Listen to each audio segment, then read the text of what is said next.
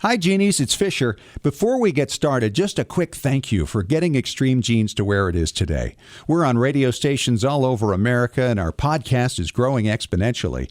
I'm often asked, what can I do to support Extreme Genes? Well, that's easy. Become a part of our Extreme Genes Facebook community and like our page. Share the podcast with your friends. Follow us on Twitter. And most importantly, support our sponsors through links on our website. They're the best in the business. Thanks again. Now let's get on to this week's podcast.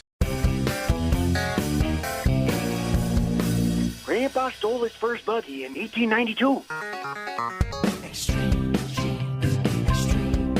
I met your grandma pig slopping in 46. Oh, every Christmas we'd visit my Uncle Fred in prison.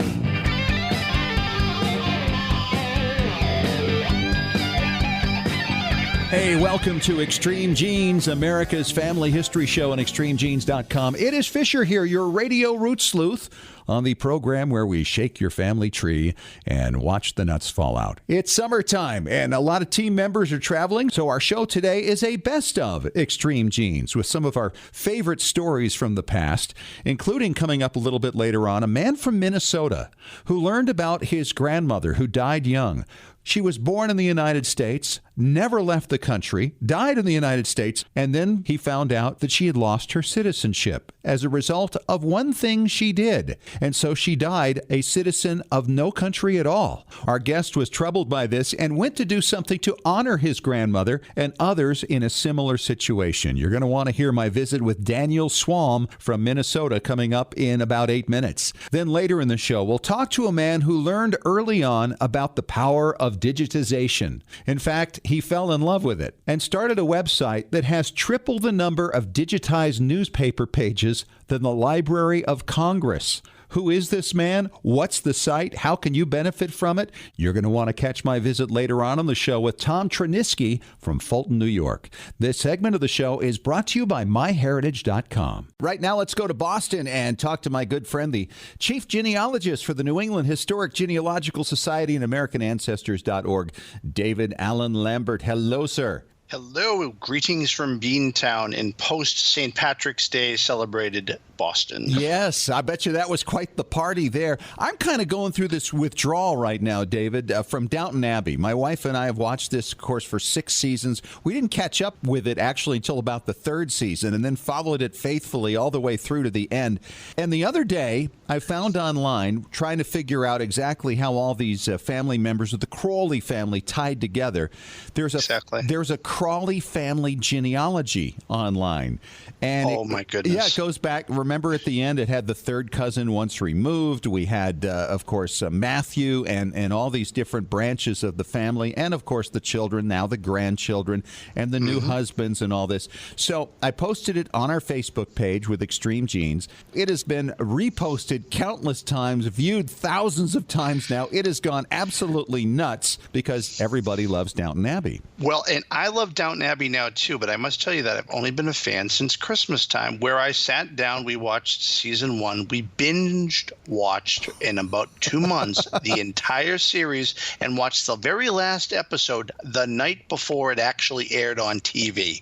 So I'm caught up with the clan completely.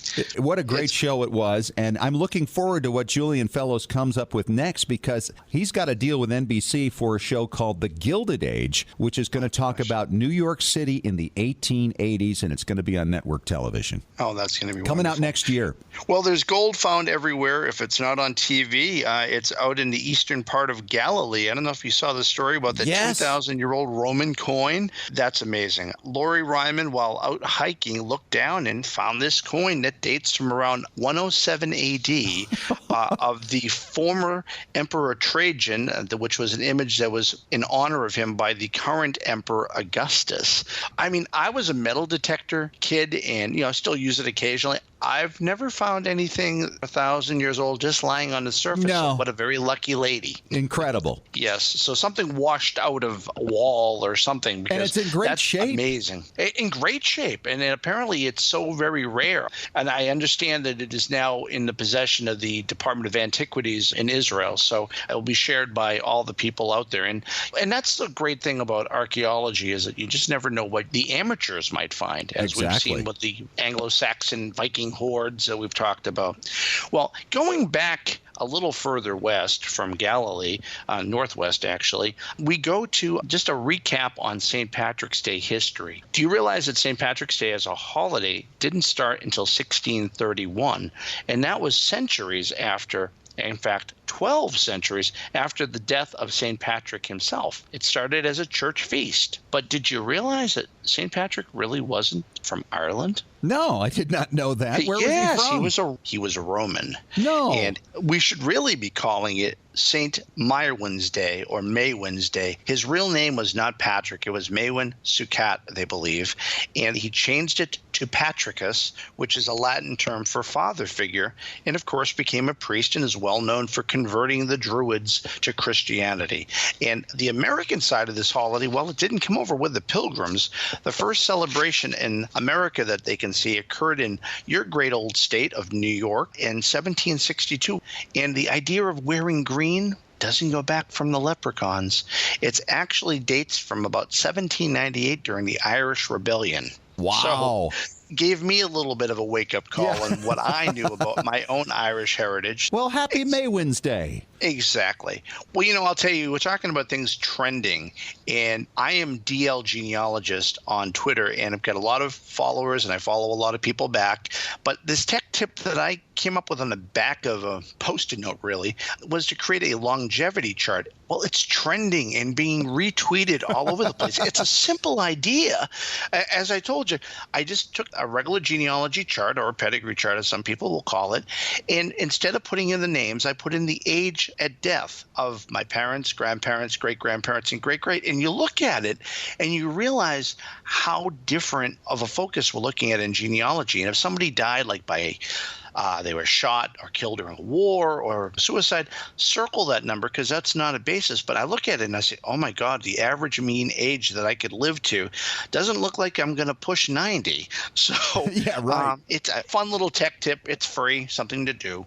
And of course, on AmericanAncestors.org, as a guest user, you can get our free databases. And the ones we're highlighting this week include Brooksville, Maine, and Farmington, Maine, which are records from the 18th and 19th century of their birth, marriages, and deaths. That's all I have for this week from Beantown. I'll look forward to talking to you next week. All right, David. Great stuff as always, and have a happy St. Maewyn's Day. The same to you, sir. And coming up next, I'll talk to a Minnesota man who discovered that his grandmother died without being a citizen of any country, despite having lived in the United States her entire life and never having left. That's in 3 minutes on the best of Extreme Genes.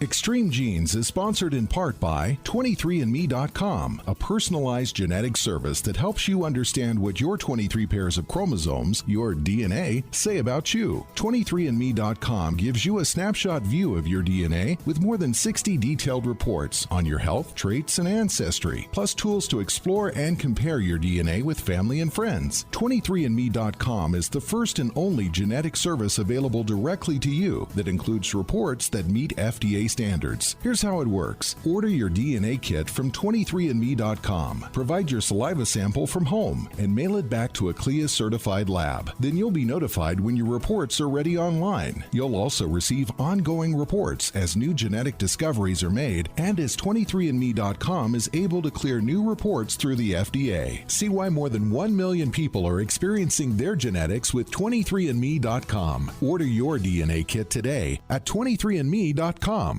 Well, Genies, my personal family history researcher who sends me new information day and night has sent me some incredible new records and newspaper stories lately. Hi, it's Fisher, and the name of that researcher, by the way, is myheritage.com. It's the hardest working service in genealogy, looking for records of your family 24 hours a day, 7 days a week. Yes, even while you're sleeping. How does it work? MyHeritage uses hundreds of algorithms to match your ancestors to over 5 billion records from around the the world, and with 97% accuracy. That means no more wasting time figuring out whether or not a match really is a match. I hear from listeners all the time who are shocked with how much information is accurately found and then passed along. And now MyHeritage will translate your ancestors' names into English or any other language you like from foreign records. In fact, it works with over 40 languages. No one else does this. Whether you're a beginner or seasoned researcher, you need myheritage.com. You know, everybody needs a place of their own to plant their family tree, preferably one that no one else can mess with and only you can control. That perfect place is Roots Magic. Roots Magic has been a family history standard for years, and now Roots Magic 7 is on the market. It's an award-winning genealogical software program which makes researching, organizing, and sharing your family history easy. You can start from scratch or import data from other software, or even Family Search. Roots Magic also automatically finds records relating to your ancestors from MyHeritage, Family Search, and soon Ancestry and Find My Past. You can use it to create beautiful charts, reports, and books. And have you ever thought about making your own family history website? Roots Magic can make that happen too. And of course, there are free videos, guides, and technical support to help you along. Isn't it about time you planted your family tree? Whether you're a beginning genie or experienced professional, Roots Magic is the perfect tool for you.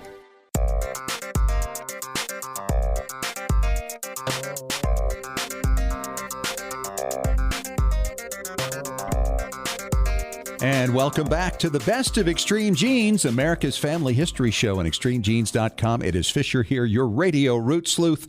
And you know, most of us, when we get into research, we kind of sum it all up in a book, maybe something we share with the immediate family or some extended family or some close friends.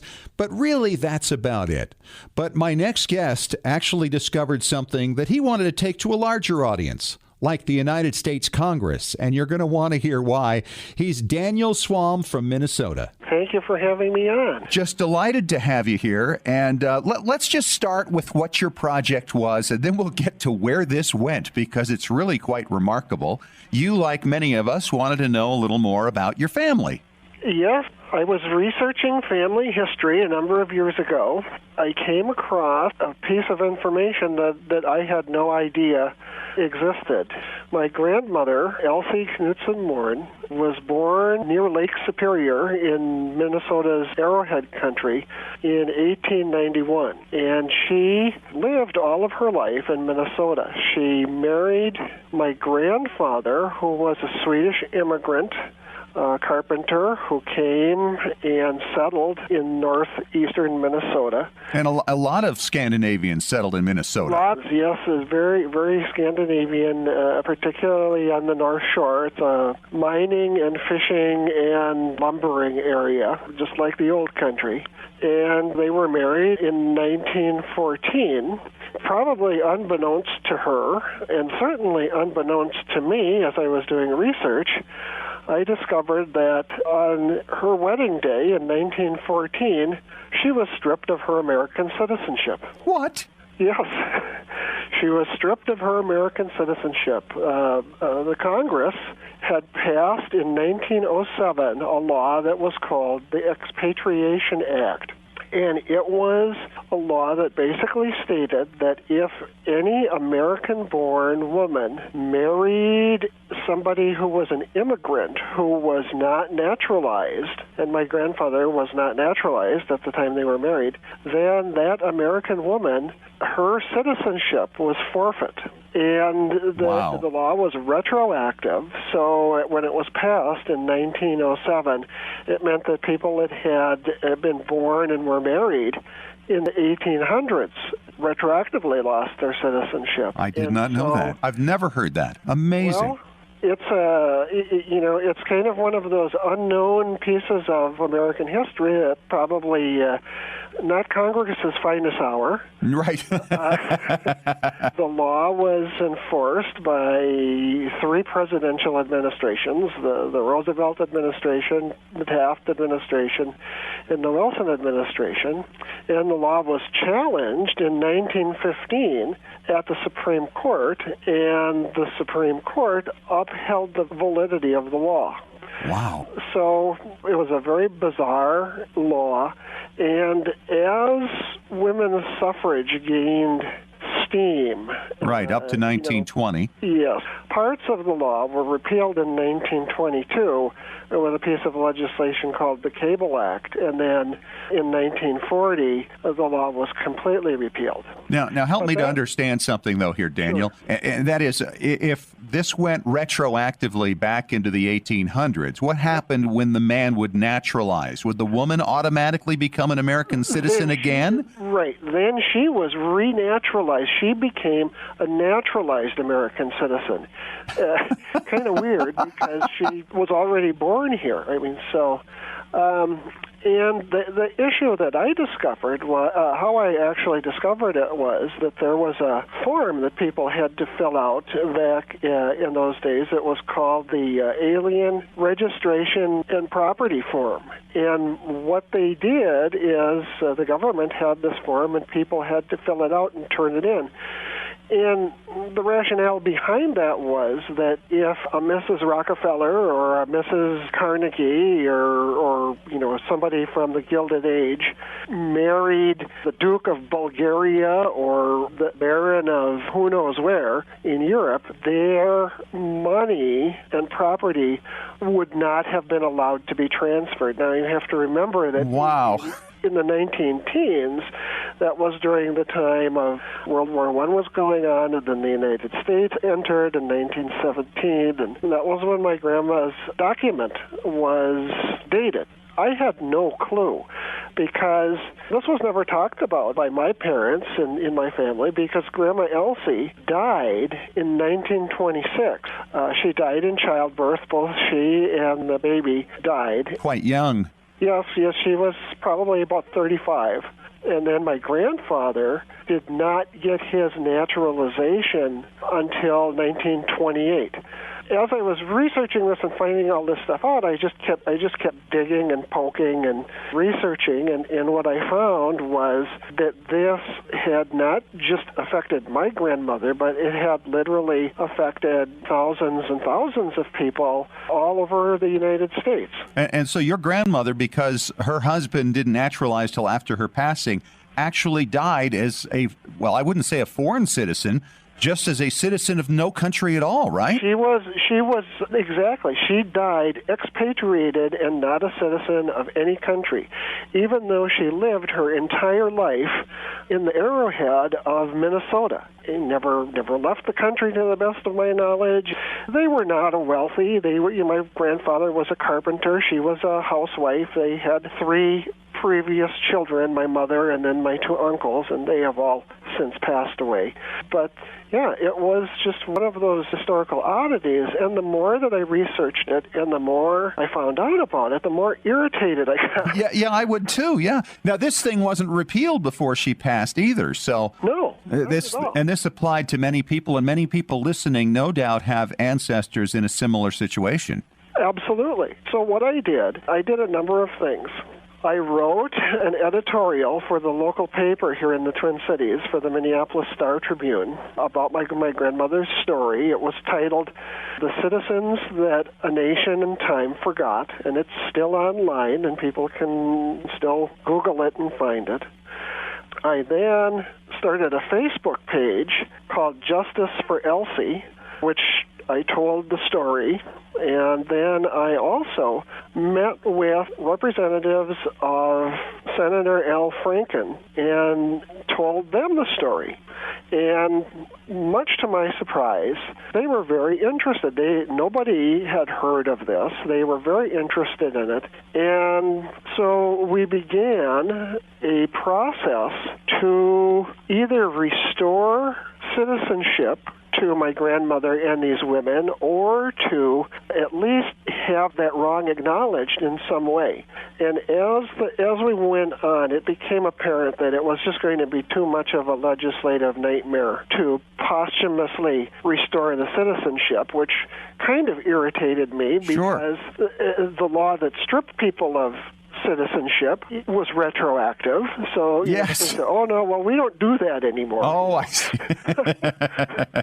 So So then I hit on the idea that the Senate passes resolutions. And I said, how about if we write a resolution that the Senate can then vote on, that will apologize, that will acknowledge the wrong that was done to Grandma Elsie and to all of the other grandmas out there, and see where that goes. The story was picked up by a reporter from the Los Angeles Times. And look at it go. And look at it go, exactly. The Washington Post had a story about it. And so I started hearing from people all over the country, and we were able to find co-sponsors for Senator Franken's resolution. And so the first person to sign on was Senator Ron Johnson of Wisconsin. Senator Franken's a Democrat, Senator Johnson is a Republican, and so right there, we had some bipartisan consensus. Yep. Holy cow, Grandma Elsie could bring the whole country together here. Boy, I tell you, Grandma Elsie was rocking. and the resolution was finally passed this past month unanimously. Wonderful. In the Senate. Unbelievable. And I have to say that this had nothing to do with me, because I'm not connected enough or smart enough or anything to do any of this. This was something where I was being guided by some kind of higher power, wherever that Absolutely. higher power resides, because they were filling me with the right words to say to the right people at the right time, because I don't have the smarts to do that on my own. Well, maybe Grandma Elsie doesn't have her citizenship back, but she certainly has been acknowledged in the right places. The United States Senate. And we made it happen. And Memorial Day, at the Women's Suffrage Memorial Garden in St. Paul, on the grounds of the Minnesota State Capitol, I met with Senator Franken, and there were members of the public at large and the media there, and Senator Franken spoke and talked about his efforts in the Senate and presented me with a copy of the official resolution with the seal of the Senate on it, framed the whole 9 yards, which was a very nice honor to receive. And I presented Senator Franken with the only photograph of Grandma Elsie, signed from her entire family, which is now, I'm her grandson, and then there's great-grandchildren, and then there's great-great-grandchildren. Well, you've absolutely written a new chapter in your family history, and it's a big one. Well, thank you very much. I appreciate that. Daniel Swalm from Minnesota, thank you so much for your time, and congratulations. Thank you very much. Have a wonderful day. This segment of The Best of Extreme Genes is brought to you by 23andMe.com DNA. And coming up for you in 5 minutes, we're going to talk to a man who started his own website of digitized newspapers and has 3 times the number of pages as the Library of Congress, as we continue with The Best of Extreme Genes.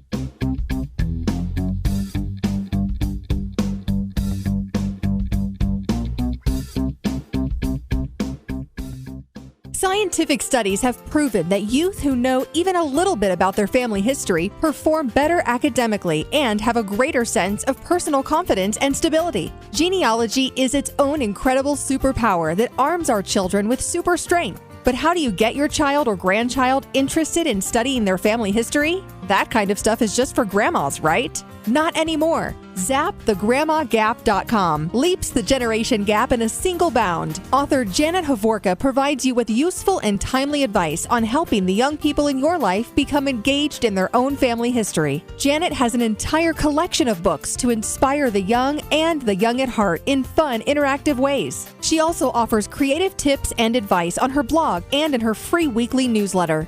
Stop by ZapTheGrandmaGap.com today to sign up for Janet's free email newsletter with 52 weeks of easy tips, free downloads, and order your set of resource books and workbooks.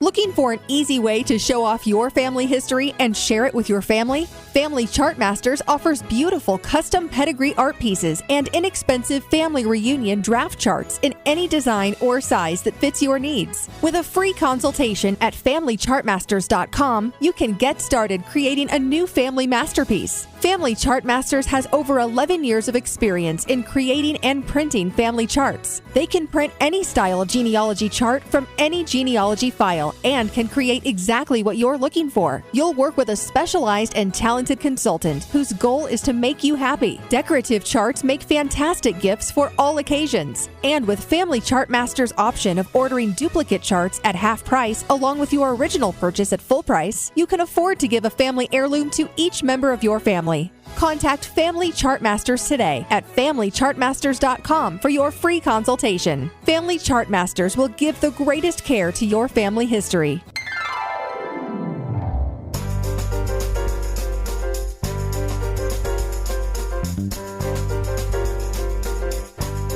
It's the best of Extreme Genes. This segment brought to you by LegacyTree.com. This is the first time I've actually got to talk to one of my genealogical heroes. He's a man who has put together a website of digitized newspapers that is bigger than that of the Library of Congress, and he's done it all by himself with no sponsorships, no ads on his site, no memberships. Tom Trinitsky, it is a pleasure and an honor to meet you. How are you?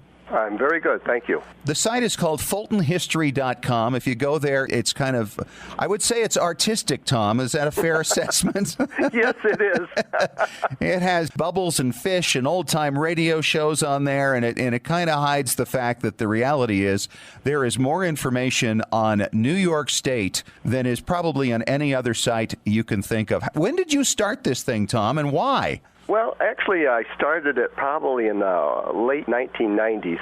I retired very early at 49, and I basically started with a box of old Fulton, New York postcards that was loaned to me by a fellow worker. From Fulton County, New York? Is that what you're saying? No, this was Fulton, New York. Fulton, New York. Which is in Oswego County. Okay. And those postcards depicted Fulton back in its heyday.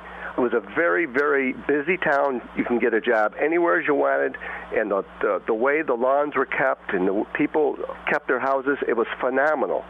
And obviously Fulton has gone through some hard times as of late.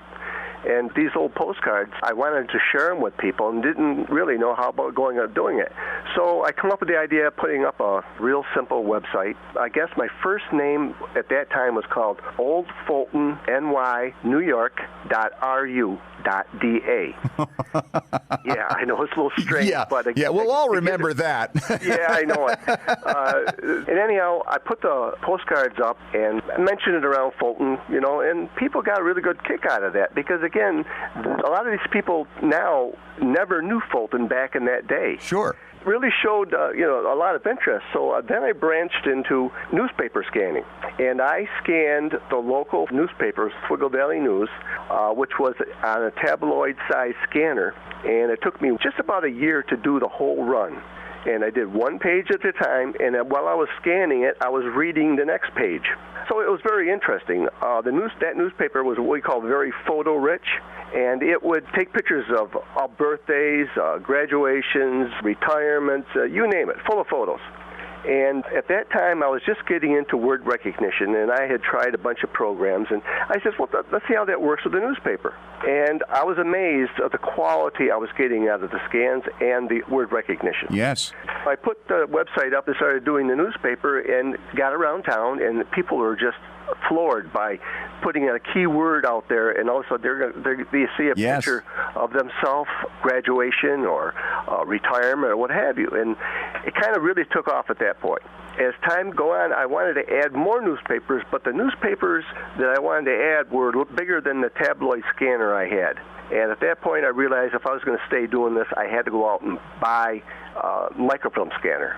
And I wanted to see how it handled the quality of the microfilm that I get, which is usually very poor. Right. I work generally with just what we call service copies. It's usually, I call it also the bottom of the barrel microfilm. Now, where do you get these things? The number of papers you have more than the Library of Congress. You have more than pretty much all the major companies have out there. Obviously, you got a big start on it. What are you at, 26 million pages now? I have, right now, even though the site says 26,800,000, I'm way over that because I just don't do an update every time I get a new run of newspapers. So, well, let me ask you this. Are there more papers from New York City to come?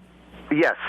I am looking at adding a couple of the big runs, and I just see what the availability of it.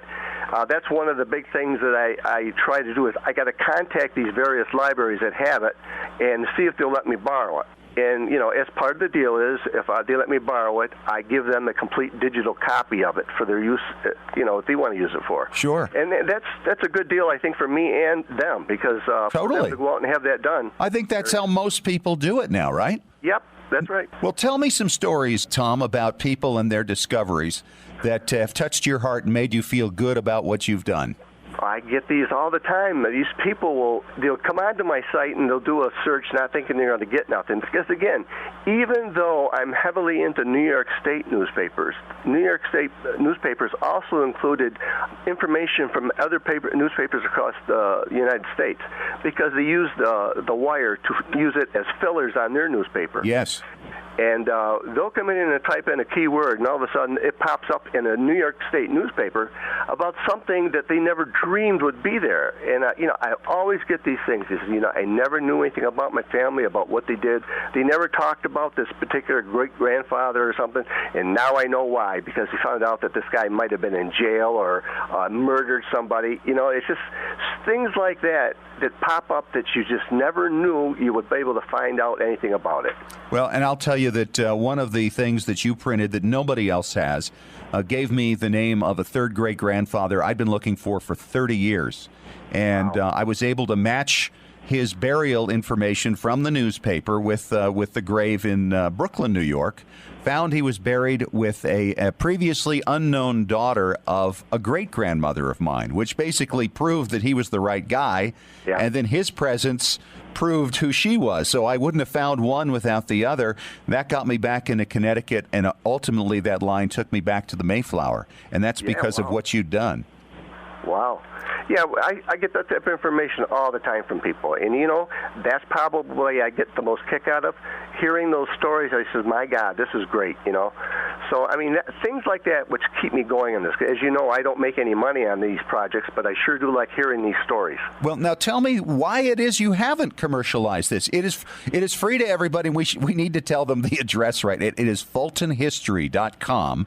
Right. And you mentioned New York State probably because you think of that first because you live there, but you have the greatest collection of New York City newspapers anywhere, and so many Americans come through New York City. They may find what they're looking for there.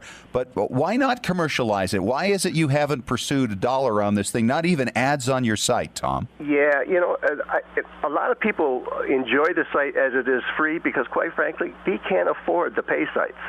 Right. And, I don't want to penalize somebody just because they haven't got a few dollars in their pocket from, accessing this information. Again, I do accept donations, and I think that's the best way to do it. People then that can afford it do make a donation. People that cannot afford it, they don't. That's kind of like the way it is. And that's basically just to cover your costs because you're not making anything from this. No, it doesn't, I'll be honest with you, it doesn't even cover my costs. My running costs alone for the broadband is over $600 a month. I don't make anything near that per month. It's just your passion. Absolutely. Again, I retired early. And I was not the type of guy to ever just sit around and do nothing. Believe me, this takes up a lot of my time. Oh, there's no question. And we can see that. Well, it's a great service, perhaps the greatest single service of any individual in America right now, on behalf of those people who have New York ancestry and maybe, as you mentioned, from several other places. So thank you so much for what you do, Tom. Long life and good health that you can keep this thing going. And once again, it is FultonHistory.com. How many pages do you think you're up to? You say it's not 26.8 million anymore. It's way beyond that. I would say 27 million, maybe 300,000 right now. Again, I'm going to have another update in the fall, and, we'll see how far along I am. We're almost triple the Library of Congress's efforts, all by yourself. Amazing. Well, the Library of Congress has a lot of bureaucracy around it, so, things take time when they do things, and I can understand that. Well, I'm sure they look at you with raised eyebrows. He's Tom Triniski. He's the founder of FultonHistory.com. Thanks so much for joining us, Tom. Okay, thank you very much. And coming up next, we'll talk clouds with our preservation authority, Tom Perry, on the Best of Extreme Genes, America's Family History Show.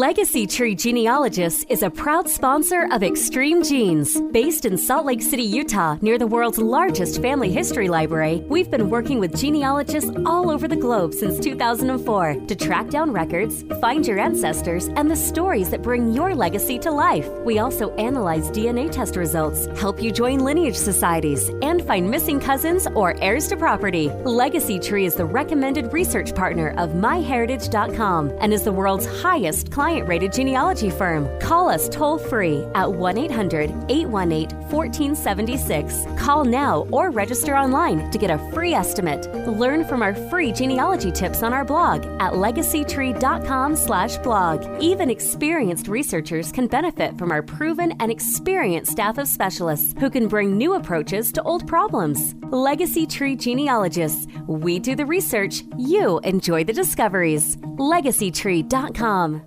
When someone asks, what is Forever.com, I tell them it's a new kind of digital storage, like for your photos and documents and all the family memories. And they always shoot back with, well, that's not a very new thing. There's Facebook, Shutterfly, Flickr. Then I say, oh, but on Forever, you own all your content. There's no third-party ads, and it's guaranteed for your lifetime, plus 100 years. Do the others do that? Okay, so like I said, Forever.com, a new kind of digital storage.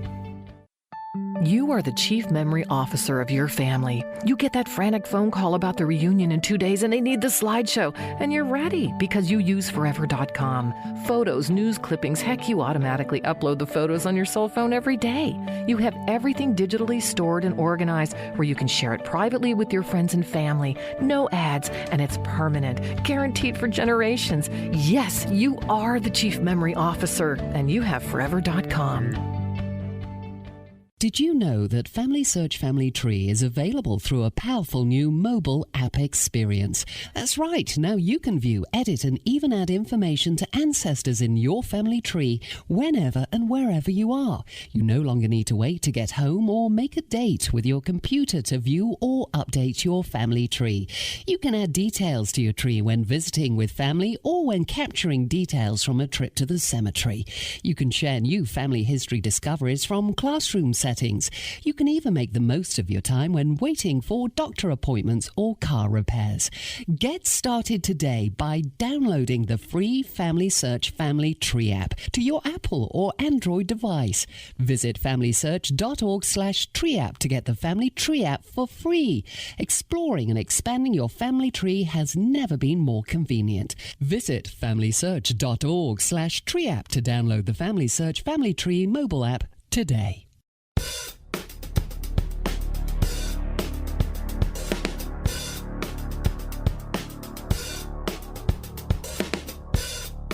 Welcome back. It's the best of Extreme Genes, America's family history show, and extremegenes.com. It is Fisher here, and we'll be back next week with new guests and new stories for you to devour. This segment is brought to you by FamilySearch.org. And welcome to Cloud Talk on Extreme Genes, America's family history show, and extremegenes.com. I am Fisher, the radio root sleuth, with Tom Perry from TMCplace.com. He is our preservation authority we have on every week. And Tom, we're just talking about this off air.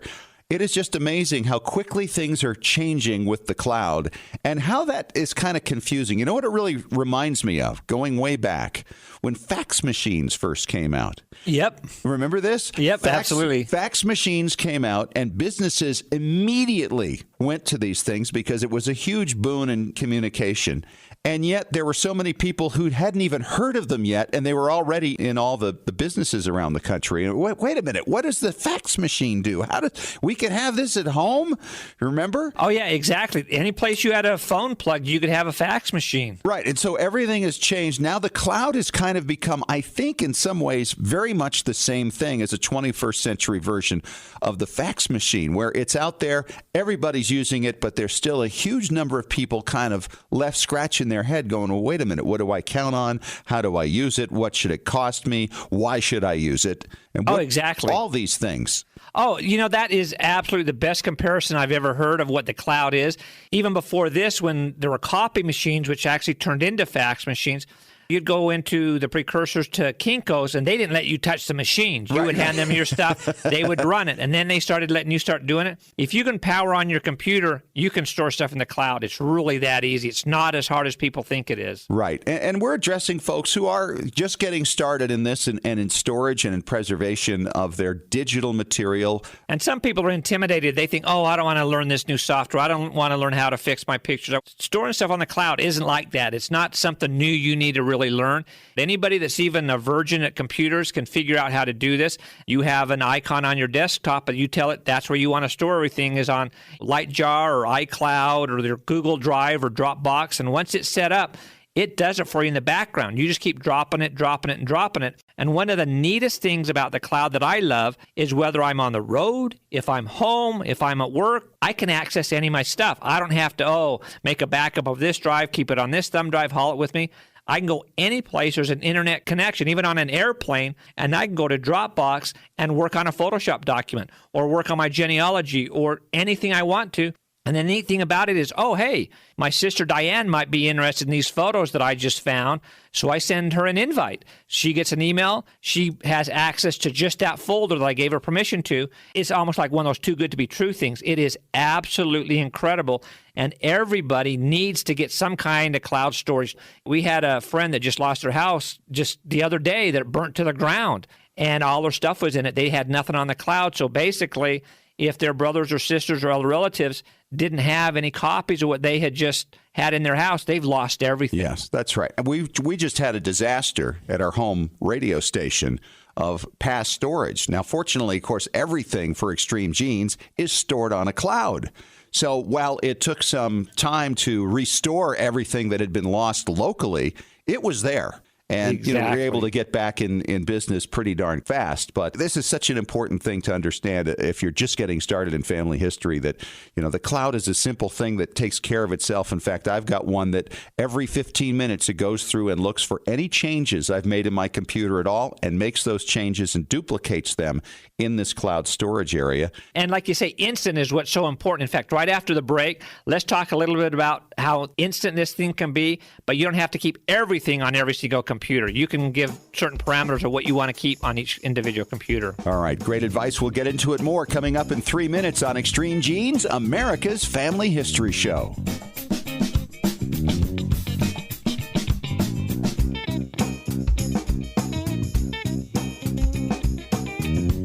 Looking for an easy way to show off your family history and share it with your family? Family Chartmasters offers beautiful custom pedigree art pieces and inexpensive family reunion draft charts in any design or size that fits your needs. With a free consultation at FamilyChartmasters.com, you can get started creating a new family masterpiece. Family Chartmasters has over 11 years of experience in creating and printing family charts. They can print any style of genealogy chart from any genealogy file and can create exactly what you're looking for. You'll work with a specialized and talented consultant whose goal is to make you happy. Decorative charts make fantastic gifts for all occasions. And with Family Chartmasters' option of ordering duplicate charts at half price along with your original purchase at full price, you can afford to give a family heirloom to each member of your family.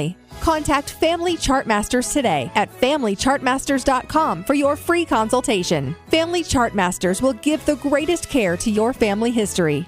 When was the last time you heard your grandmother's voice or saw your family enjoying life back in the 1950s or 60s? If the reason is you haven't known what to do with your old recordings, videos, and films, here's your answer. The Multimedia Center in Salt Lake City. We brought in a video project to the Multimedia Center, and overnight they duplicated it to DVD so we could meet our deadline. The Multimedia Center, 2870 East, 3300 South, Salt Lake City. Open Monday through Friday, 10 to 6. Call 801-483-1717 or go to transferduplication.com.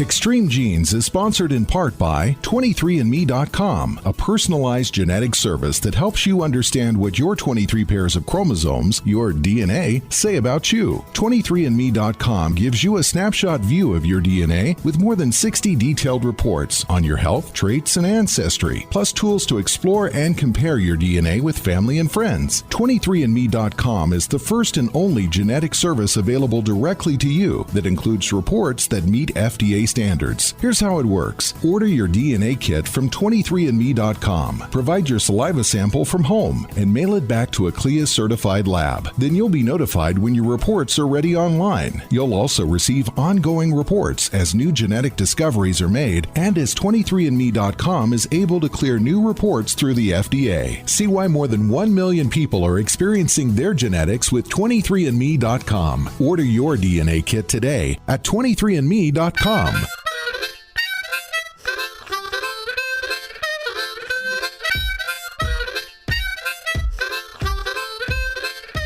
Hey, it's the best of Extreme Genes, America's family history show on extremegenes.com. It is Fisher here, and this segment is brought to you by Forever.com and RootsMagic.com. We've been talking about, I guess you'd call this Clouds 101. Exactly. Because there's, like we talked about earlier, it's a little bit like it was with fax machines. They came along very quickly, and a lot of people are left scratching their heads going, wait, do I have to have this? Does it have to cost? Is it hard to use? What do I do with it? And this is a lot of folks who are just now perhaps getting into family history preservation. Oh, absolutely. Like we've done film transfers for people that we say, hey, do you want us to put it on the cloud? Then you have it instantly. You don't even have to come back in the store. We don't have to ship it to you. It's like, oh, like it's this big haunting thing. Oh, no, I can't do the cloud. I don't know a computer very well. I can spend 10 minutes with somebody and show them how to use the cloud because, like I say in the earlier segment, once it's set up, it rocks and rolls. And the neat thing about having all your stuff in the cloud, if you're at home and you're working on something, oh, you know what? I was going to finish this thing for this report for the meeting in the morning. I'm going to work on that now instead of going in early. You go into the cloud, you pull it down, and there it is. Like I just bought one of those new mini iPads I use as a GPS in my Suburban because it doesn't have a GPS and it's cheaper to do that. As soon as I bought it, I plugged it in, typed in my thing, boom. All my photos, all my apps, everything are right there. I don't have to re-download them. I don't have to go search for them. I don't even have to pay for them again because of the way they're set up. So this iPad I sent up last night already has everything on it that I need. And that's the way it is with the cloud. Like sometimes I get the warning on my computer that says, oh, you're running out of memory. So I go to my Dropbox and I say, okay, well, you know, I don't really need these things on this computer because I don't access them very well. So I go in and say, hey, don't need it on this computer anymore. So it erases them from the computer. They're still in the cloud. So now I have all this memory. But yet if one day I go, oh, you know what? I really do need that. Go back in, click on it. And 5-10 minutes, it's all back there again. Right, download it again. And the question also always comes up about security with the cloud. Everybody kind of concerned about that. And certainly there's risk of security with anything you do. I would suggest that there's the possibility that security on your home computer is probably riskier than security on a cloud like Google Drive or Dropbox. Oh, absolutely. Somebody could break into your home and steal your computer. They've got everything that's on your computer. And even if you have it encrypted with passwords, most people, unfortunately, don't change their password very often, or they have something really easy like their birth date or the name of their dog or their firstborn kid. Or 1, 2, 3, 4. Oh, I have actually had customers call and say, hey, I need you to download this stuff off my phone. I want it on a video DVD.